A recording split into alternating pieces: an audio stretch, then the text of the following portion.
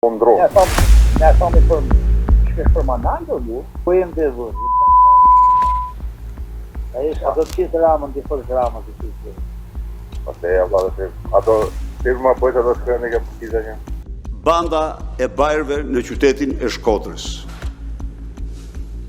Se si kjo band e Edi Rams e lidhur direkt me Taulant Ballën, që mirë të pjesë në shtabin elektoral të Partisë Socialiste të kryesuar nga Eliza Spiropali, del në qytet me autokolonën e blinduar, kalon gjatë gjithë ditës nga qendra në qendër dhe ushton një terror të papar në Shkodër.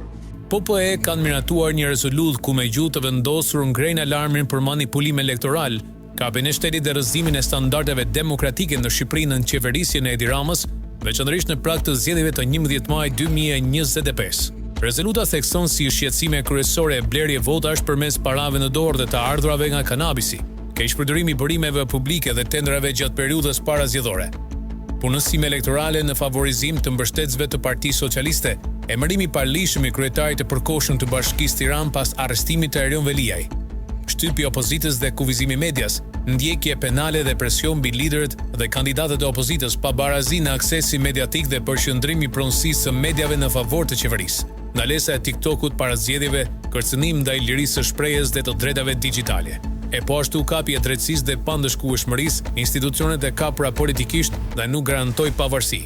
Krimet zgjedhore mbeten të pandëshkuara duke krijuar kulturë të pandëshkueshmërie. Lidhje të dyshuara mes aktorëve politik dhe rrjeteve kriminale, veçanërisht në polici dhe drejtësi.